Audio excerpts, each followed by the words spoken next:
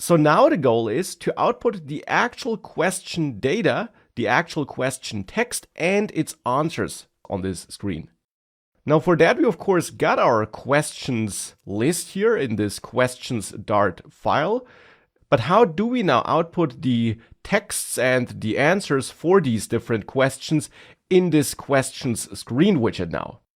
Well, we can start by importing the questions into this file. That's a good start because that at least allows us to use this list in this file. So for this, we can add an import here where we import from our own project, and they are from the data folder and they are from the questions Dart file. And with this import added, we can access this questions list here. Now we just need to access the different elements in that questions list.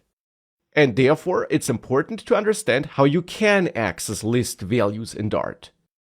And for that, let's take a simple example, a list of hobbies, a list of strings, therefore.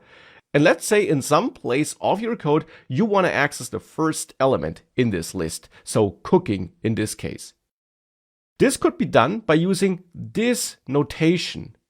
This special notation here allows you to use a list index starting at 0 to access the different list items. So since this list index starts at 0, you would use this notation to access the first list item and this notation to access the second list item.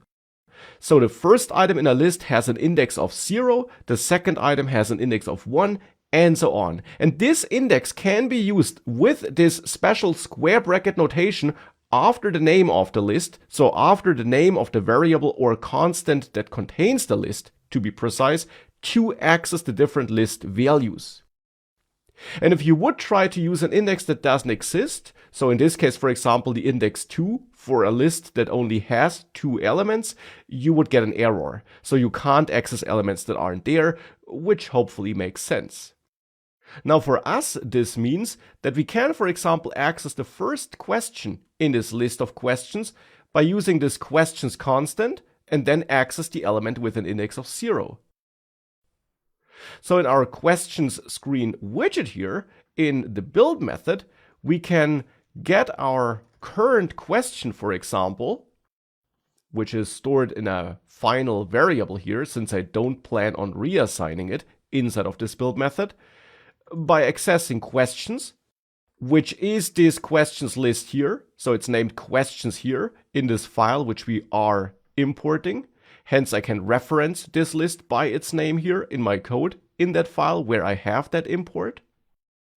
And the first question then would be accessed like this, with square brackets 0. That accesses the element with an index of 0 in that list of questions. And now we could use this current question here to output the text instead of this placeholder text. For that, we can use current question, this variable, which holds this question. And now it's important to keep in mind that our questions are objects created with help of this class constructor function. And in Dart, you can access data stored in objects by using the dot notation, which you also already saw from time to time in this course. By adding a dot after a variable or constant that contains an object, you can access the available data properties and methods that exist on this object. In this case, I could access the answers, but I can also access the text of this question. Now, this can't be const anymore here. We have to remove const because this is now derived dynamically, but at least the text style can still be set to const. And we can now, of course, also set our answers dynamically here. For that, for the first answer button, we can access current question.answers.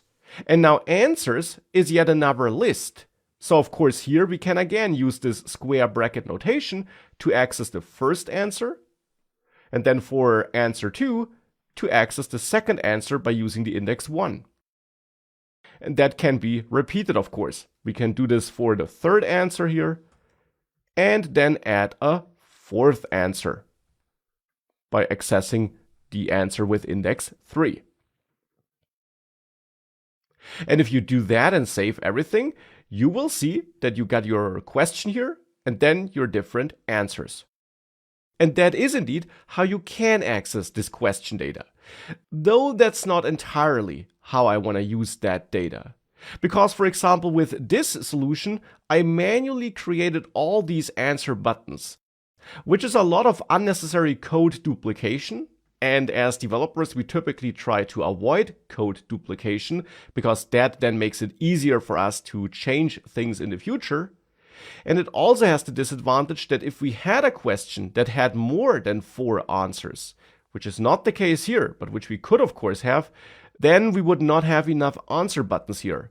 Or we would have some empty answer buttons for questions that have less than 4 answers.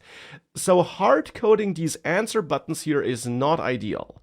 And that's why we will output these buttons differently in the next lecture.